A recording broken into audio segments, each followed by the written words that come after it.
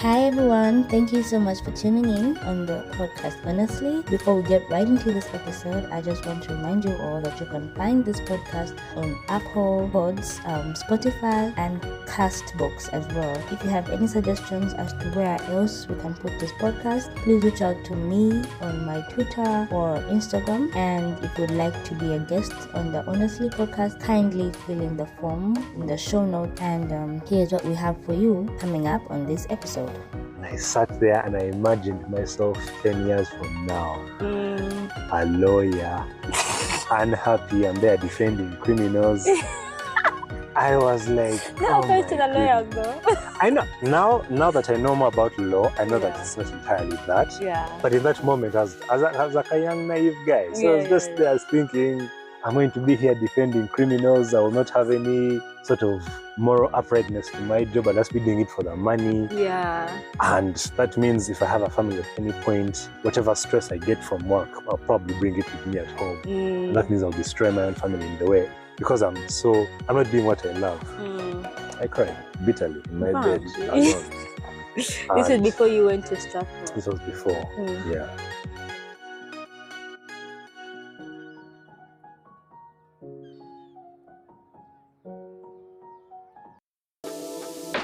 Hi, my name is Monje, and welcome to Ohnestly, a podcast about the unfiltered human experience. Each episode features stories from everyday people, capturing the gut-wrenching, hilarious, completely unhinged, and everything in between. On this podcast, we share the moments that have shaped who we are and changed how we see the world, or have just made us laugh. So join us as we listen to honest stories from honest strangers.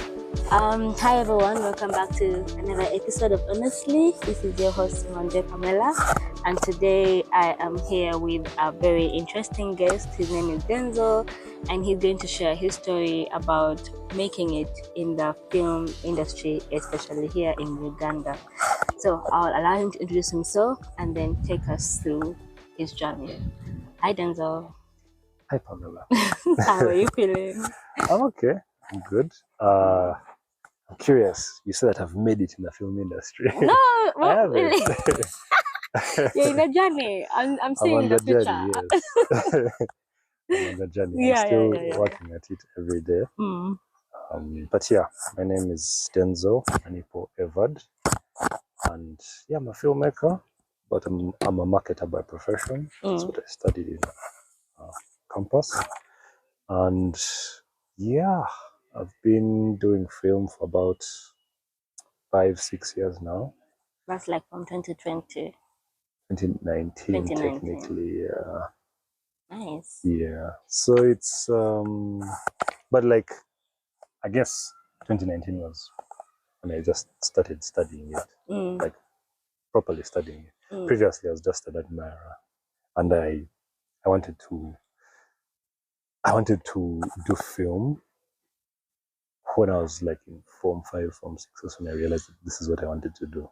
What made you okay? That's the beginning, I'm assuming. Yeah. So what about film that, hit you? What is it about film that hit you and made you realize, yeah, this is it, this is what I want to do? It was actually a teacher. Yeah, so in high school I was studying literature. I did literature all the way to Form 6. And I think in my Form 5 we were hosting a talent show. And there's this famous movie that came out. And I'm going to date myself here, but the movie was Black Panther. I think it was Form 6 or Form 5. Black Panther? Yeah, it was Form 6. I don't remember. Anyway, Yes, it was one of those 2 years. But it was Black Panther which came out, and we were hosting a talent show as the literature class. And we were inviting other schools. I was at Chitovu, St. Henry's Chitovu. And our literature teacher was like, we're organizing a talent show and we don't have anything from the class itself. You guys are unserious. So I was like, you know what, we had just watched the movie and we loved it. We're like, let's see if we can make some kind of makeshift play about Black Panther. About Black Panther, nice. Yeah. And I sat down with my friend and I wrote some scenes. I got scenes from the film and wrote a script around them. And We collected people, got actors, were like, this is it.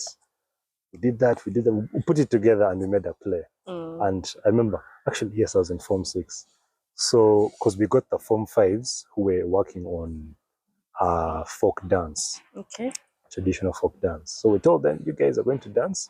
We're like, yeah. Why don't you guys just come and join us in our play? Yeah. We'll just incorporate you into the play at some point. They were like, hey, Kale. They joined.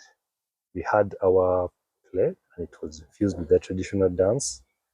And at the end of the talent show, one of the chefs came to me and I was like, man, you're really good at this. Why don't you consider doing it for real? I was like, really? I was like, yeah, just learn about how they make movies.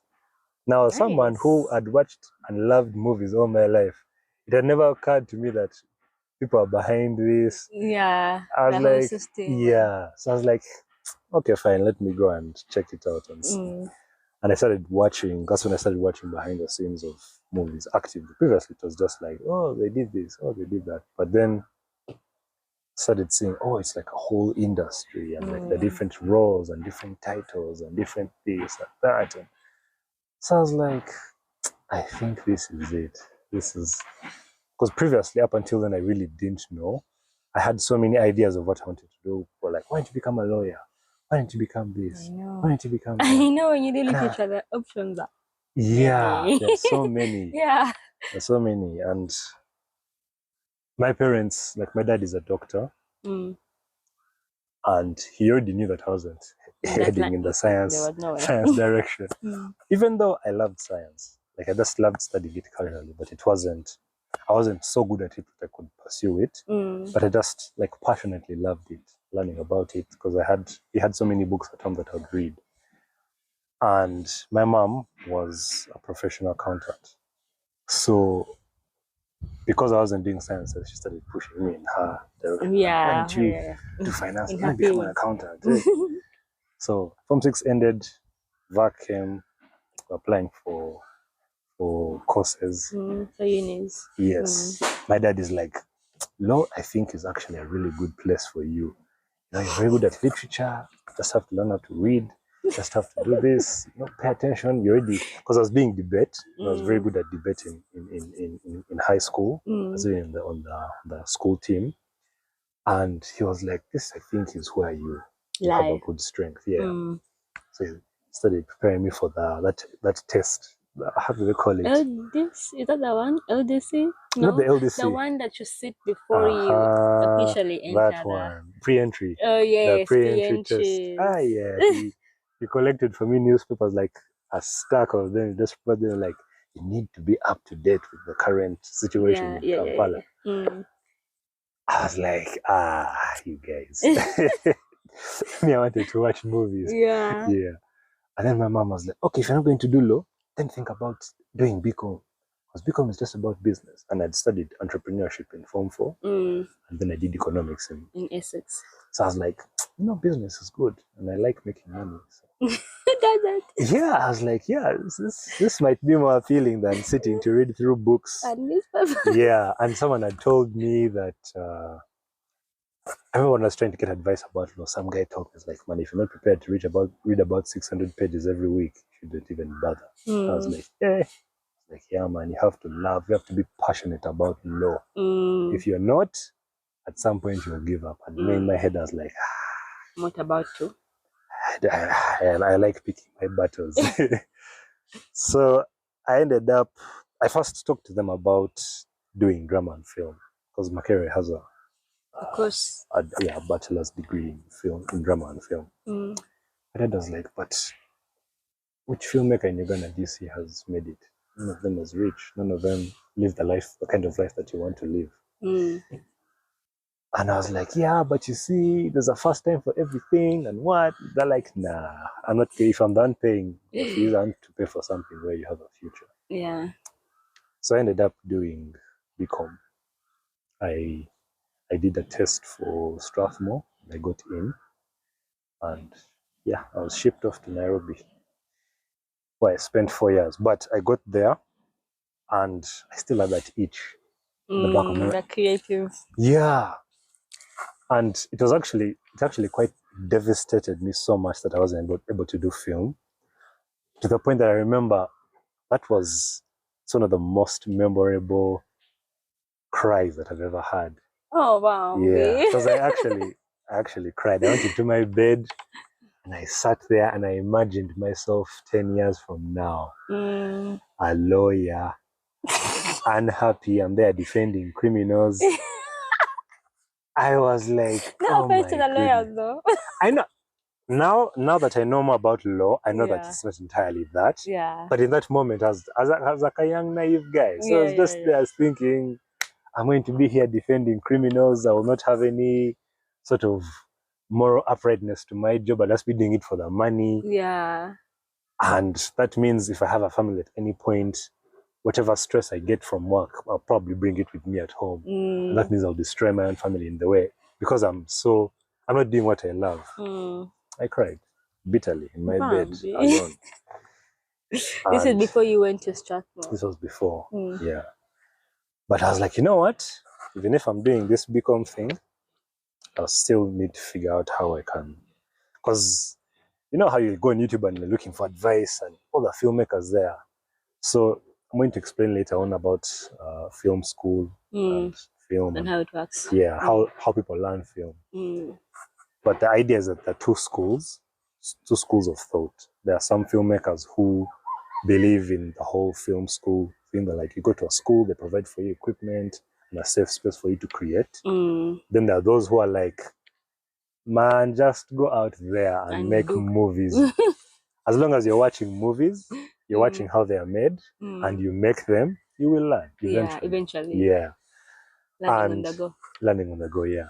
And they are very successful filmmakers on both ends of the spectrum. True. So I was like, you know what? If I'm not going the traditional way, I will go the unconventional way. Yeah. So I got into Strathmore, and one of the programs I had was like a mentorship, especially in the first year. So we had all these mentors come and they were telling us, like, oh man, in case you need mentors in anything, tell me and I will get for you one. So this guy told us that, and I was like, hey, Kale, I'm going to put this guy's words where his mouth is. Yeah. Like, big man. Can you get for me a mentor in film? And he was like, yeah. I don't know that many filmmakers, but I know a lady who is making movies. Let me get her contact to you. So he connected me to a lady called Sandra Maisibu. And man, I never paid her a coin. She was just like, you love making movies? Come, let's make movies. And for 4 years, I was there with her. I think it was a fortnight visit. Every fortnight, I would go to her place. We'd make a film. She'd teach me about something, teach me about editing, teach me about directing. I would act in her films.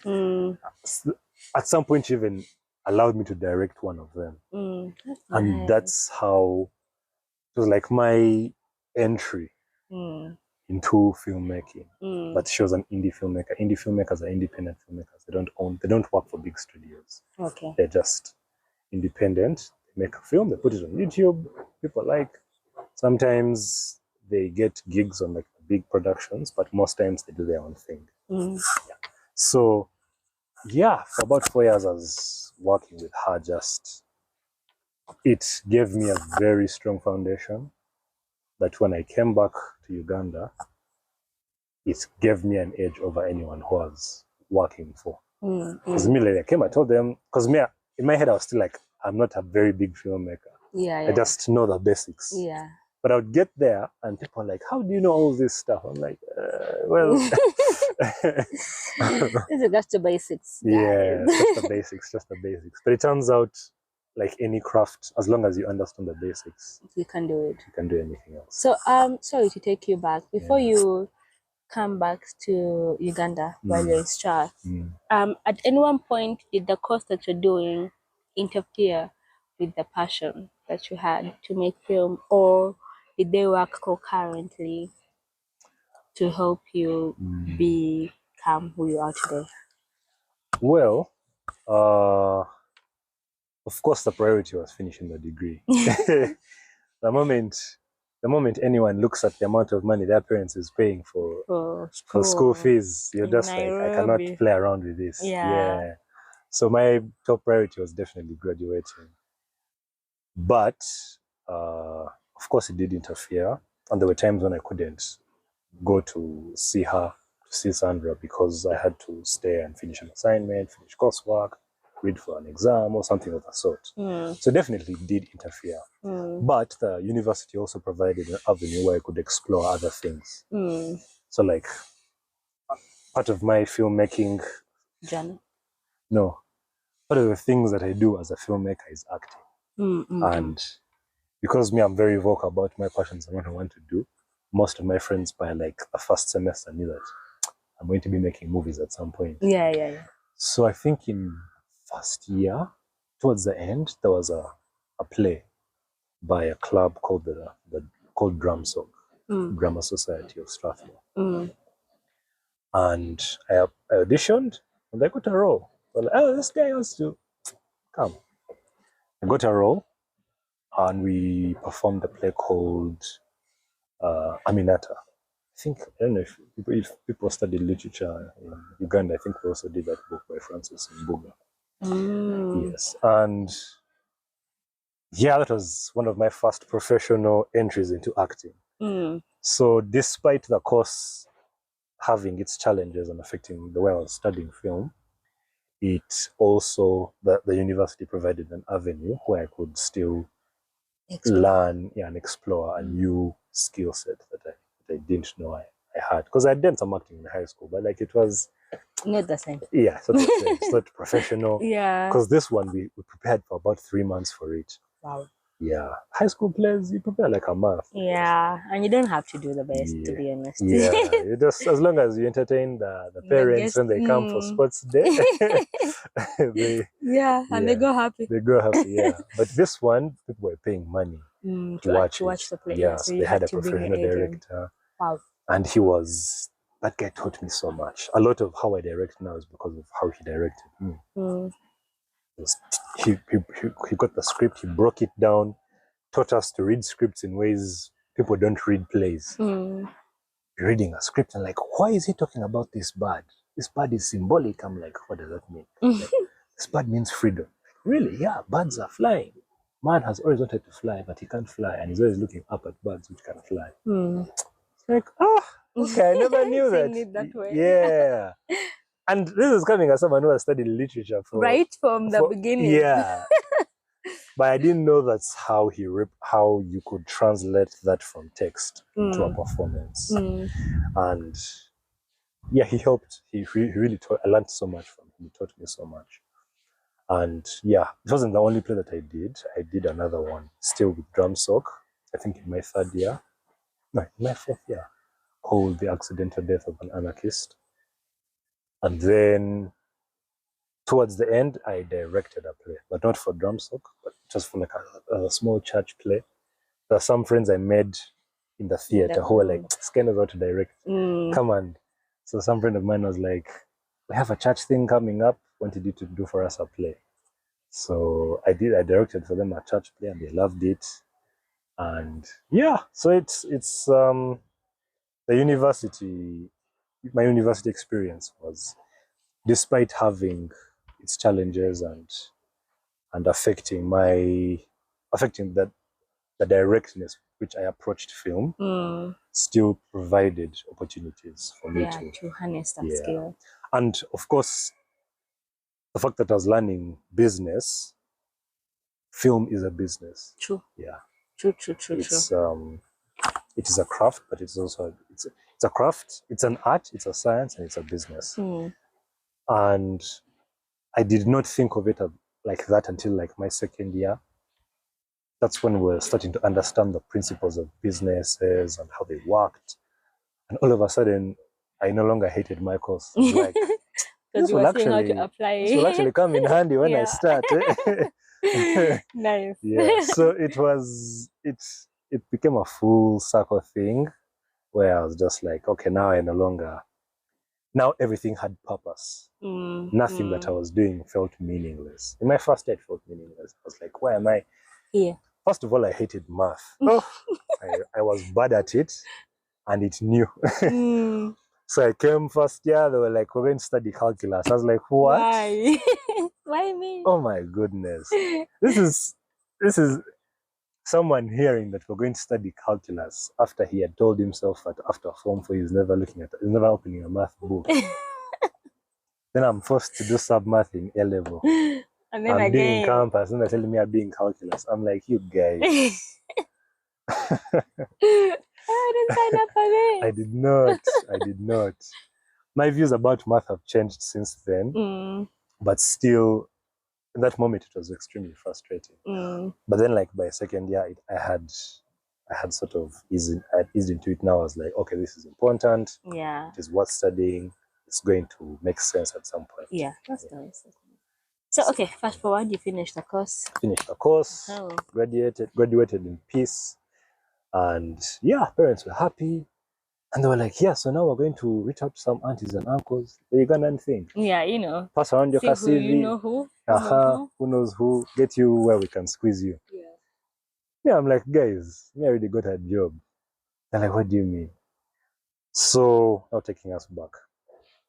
Third year of campus, we have to do a working internship. Yeah. And when I came back to Uganda for that internship, I asked a cousin of mine who was already in the film industry. She's a famous actress, writer, director, producer. And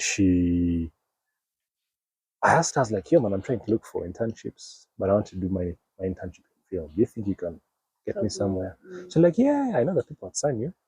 You come on. Tell them what you want to do. Yeah. I got there, I met Elena Naviso, and she was like, oh, you want to do film? I was like, yeah. I'm just here on internship. You don't have to pay for anything. I just want to work and learn. And then, of course, you guys can give me a review after so that I can take it back. And they were like, okay, you come. I worked on SANU. This is around season 2, the beginning of season 2, I think. First of all, Kongs. First of all, yeah. That's cool. That is so cool. I agree. The power of Gamba no go. It never fails here in Uganda. It never fails. Yeah. Oh wow! But I mean, for you, it was a perfect position. It was. The whole time I was actually wondering how I would reconcile it, because they were like, it has to be a business, and I was like, film is a business. It is. I can show you. You have to, because people are producing a product that is being sold. People are paying to watch it. Exactly. So yeah. There's money involved. Exactly. Yeah. So I had to figure out how to reconcile that to the university, but eventually they were like, oh yeah, this is a business. It's a business. It makes sense. Anyway, so yeah, I interned with them for about a month. It was supposed to be 2 weeks, but because my holiday was for a month, I was like, let me just stay here the whole time. And my parents were. So when you went to intern at SANU, did you tell your parents? Hey. I told them I'm working at MultiChoice. They're like, really? Yeah, I'm working for MultiChoice. Let the name dropping. Yeah, you have to. I'm working at Multi. So whenever people are asking them, like, what's your son doing? Like, oh, he's here working for MultiChoice. And they were like, okay, yeah, fine. Because MultiChoice is like, at least it's something. For them, they know that as a business. They don't know the film side of it. Yeah. Okay, good. So go back to school. Yeah, so I get back. Now, as I leave, of course, when I was working there, I was just trying my best to make as many contacts and friends in the industry. But when I come back, I'm not starting from scratch. Sure. Cut to my graduation. I finish. We didn't graduate immediately. We had that first reconcile our entire academic journey and all that stuff. So we had about 6 months after our final class and our graduation. But in my last 2 months at campus, I started reaching out to the people on SANU. I was like, guys, is there work? I'm finishing here by the end of the year. I'm coming back. Can I get something in Jan when I land in the country? And the line producer, it's called Medis Erwada. He was like, yeah, sure, man. Come through and we'll see where we can squeeze you. Yeah. Came back, started working. That's when my parents were like, what next? I'm like, guys, I'm sorted. I'm sorted. Here's the contract. Nice. They were like, okay, Kale. where is this again? They're like, it's still at multi-choice. Remember where I did the entire, like, yeah, they liked me and they've kept me. So, like, okay, you work. And I worked there for about a year. Yeah. So what was your role exactly? So I was a production assistant. Now, because Uganda's film industry is still growing, your job title rarely means what you do. Yeah. If you for everybody. But anyway, yeah, if you look up what a production assistant does in like a Hollywood set or in the UK system, it's very different from what I was doing. I was on title as a production assistant, but technically I was the line producer's assistant. And then eventually my roles were just what they call a second assistant director. Because I was co-creating the call sheet. The call sheet is basically the daily schedule. What are we shooting today? Who is involved? Where are we shooting from? And a production assistant in Hollywood is the assistant to the director. Yeah. I was not doing that. Yeah. So, but anyway, I was like, you know what? I'm not going to get into the nitty-gritty of this. I'm just happy to be here. I'm working and I'm getting paid. And I'm doing what I love and I'm learning. Yeah. Because it was interesting to see how such a massive show, which had a very big budget, was operating. There were so many moving parts. And I think in around like the 6th month, that's when like the work really started hitting me. Because up until then I was just learning, but now I was like full. I was given independent responsibilities. I was no longer attached to my boss. It's like, no, this is now your role. It's yours. So it was intense work. I remember my work never gave me a break. I was working 24/7. Even on the weekend? Because, especially at the weekend. Yeah, so how it would work is that because there are so many moving parts, a schedule that you give is just a guideline. You're going to give it, everyone in every department is going to come to you and is like, no, I don't have this right now, could we change it? The actor is like, no, tomorrow I have this thing, I can't be available. The director is like, I wasn't prepared for this, and can we do it some other time? The location manager comes and is like, no, we don't have this location yet, let's try somewhere else. So giving people yes. Yeah. So giving people the call sheet was just telling them, this is what I'm hoping we can shoot tomorrow. Yeah, this is the idea. Thank you so much for tuning in. Watch out for part 2 coming out next week. Until then,